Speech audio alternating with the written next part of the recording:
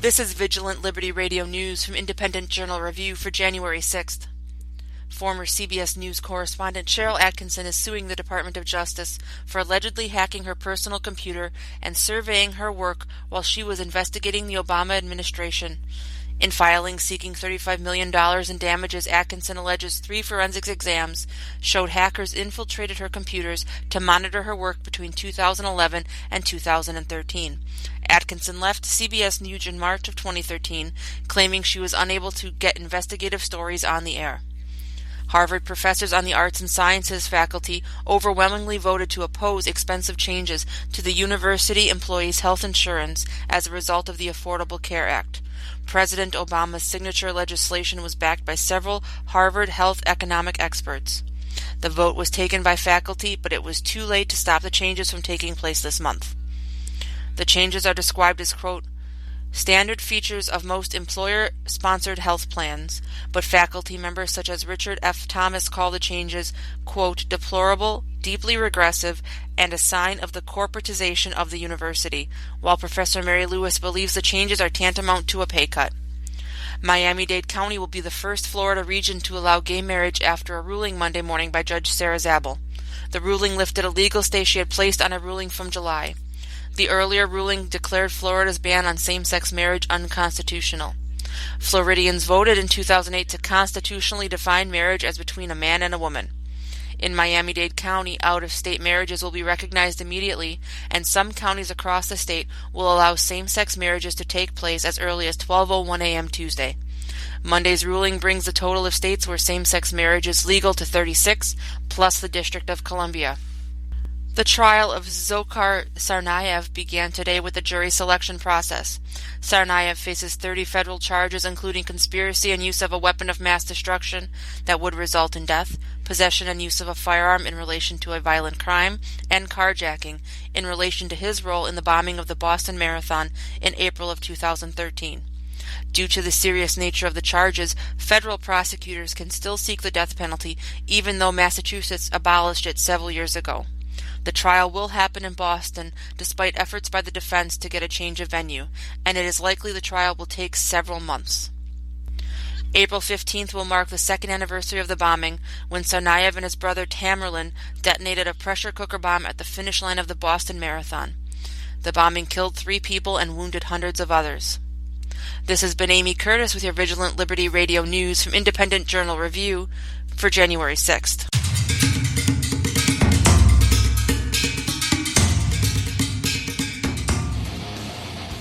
VLR.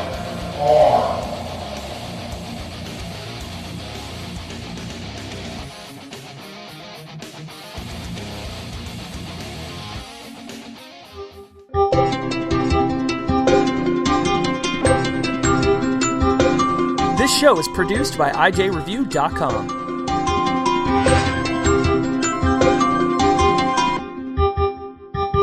This show is copyright by VLR Media.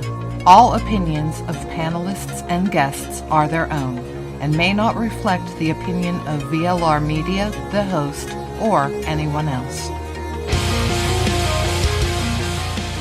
Let's be clear. Now let's be clear. Now let's be clear. There are no winners here. Now let's be clear. Now let's be clear. Now let's be clear. There are no winners here. Two minds are better than one. Time for the Right Mics with Mike Miller and Michael Hausum. This is the Right Mics with Mike Miller and Michael Hausum. Happy Tuesday and happy second 2-hour show. We're pretty fired up about that whole thing.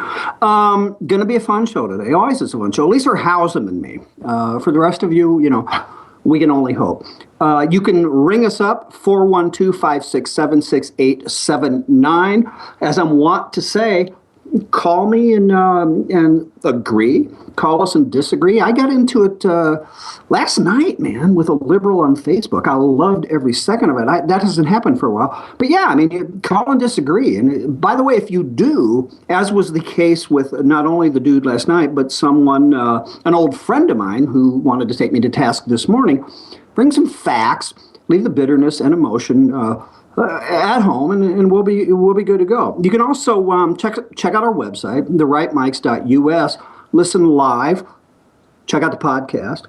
Read the daily recaps of the show. We post images and some videos from things we talk about or things that we just randomly get into that we think are hilarious. So, yeah, check us out there as well. Follow us on Twitter at The Right Mics. That is, by the way, Mics, M-I-C-S, clever double entendre, as is right. So, Jessica, how are you today? I'm doing all right. How are you? I'm doing great. You know, despite the fact that 6 inches of snow last night. When I got up, it was 8 degrees. Overnight tonight, it's going to fall to 5 below. They say wind chills before that part is over, 30 to 40 degrees below zero, and it's going to be blowing like hell. So, you know what? I stay inside. I work at home. I mean, obviously in my opulent studio. So, yeah. Well, it's good that you stay home because none of that sounds happy. No, none of it is happy. I don't like cold weather. By the way, Brother Michael will join us 15, 20 minutes or so down the road. Some excuse about having to be a guest on the Dennis Miller show. On Brother Dennis's show. I don't know why he deems that to be more important than our show, but maybe we'll discuss that with him when he shows up. We should. Anyway. At the top of the next hour, friend of the show, one of our favorite guests, I think. Of course, most of our guests are our favorite guests, so I guess we haven't done a lot of triage. But Jody Adler will stop by. Auntie Jody, author of Auntie Jody's Helpful Hints. I'm pretty sure we'll have a few hints, tips for us as it relates to the new year, and maybe resolutions that we make and don't keep, or I don't know. But listen, it's always fun to have Jody on the show, so we're looking forward to that as well.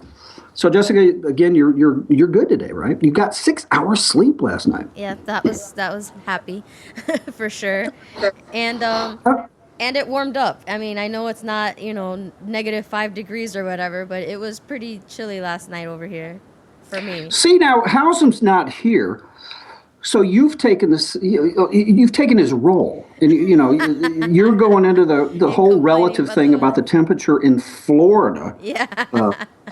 So, all right, it got down how cold? Oh, it was like 27 or something like that was the lowest. Well, that's pretty low. Okay, that's fine. That was low, but now it's like 70. So I'm like, okay, I can live again.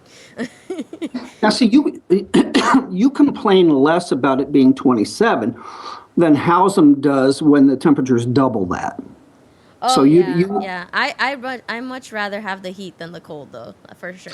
Well, no, I mean, yeah, so would I, but anyway. So, the weather, who cares? All right, so the big story today, at least in my mind as a political junkie, the 114th Congress convenes.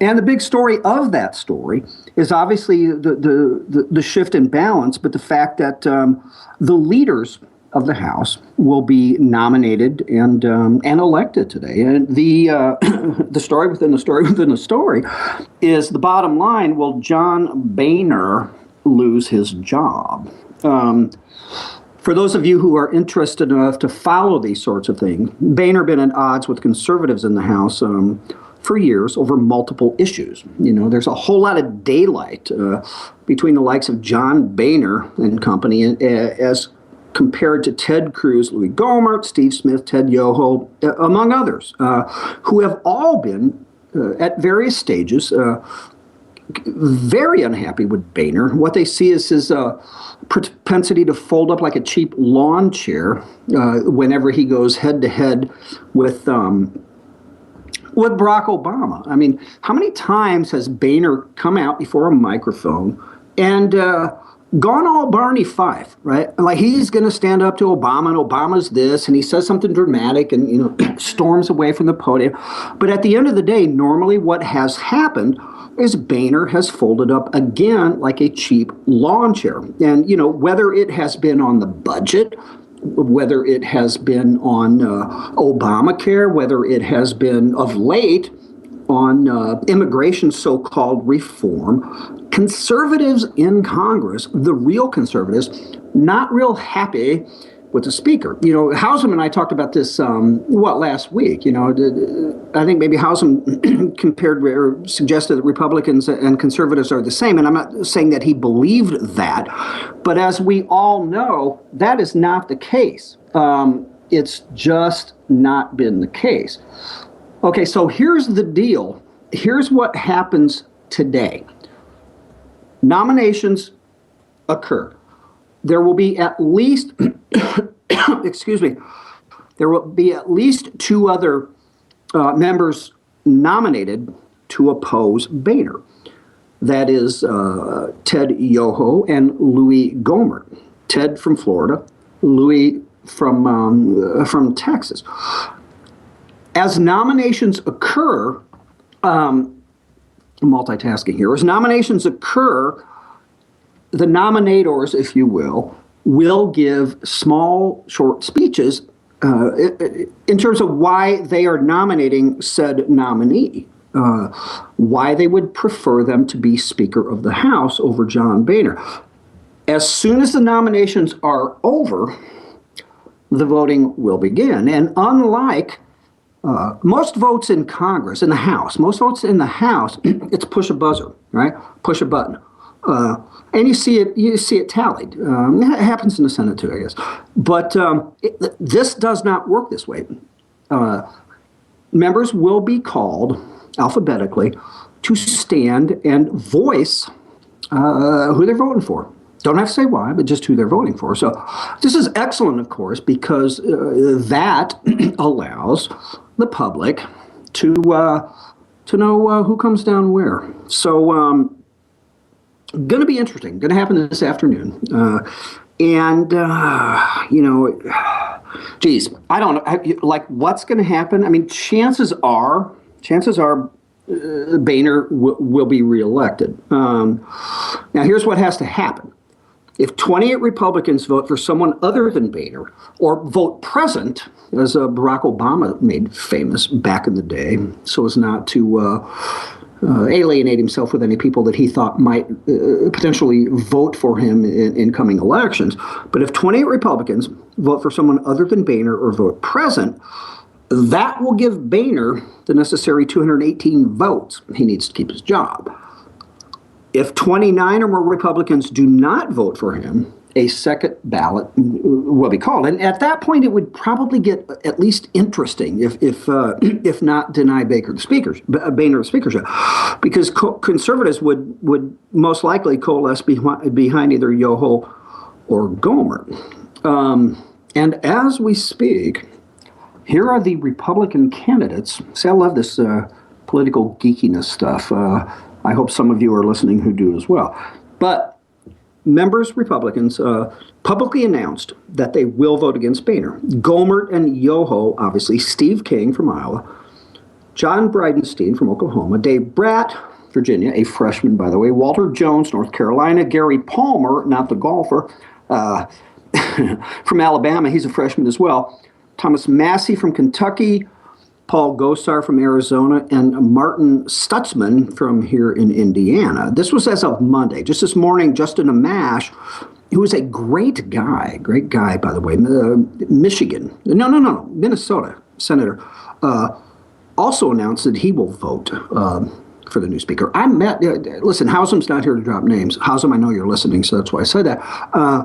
So I will. I met Amash at CPAC, talked with him quite a bit at actually a party that IJR threw. But anyway, he told me that he has posted from the beginning every vote he's ever made and why he's made it. Stand-up guy. So the bottom line, 11 announced votes against Boehner versus the 29 needed. So again, I mean, it suggests that Boehner will hang on to his job. And I guess my question is, and maybe I'll ask Michael this when he comes on, and you can certainly ring us up and weigh in, but let's assume that Boehner retains the job, and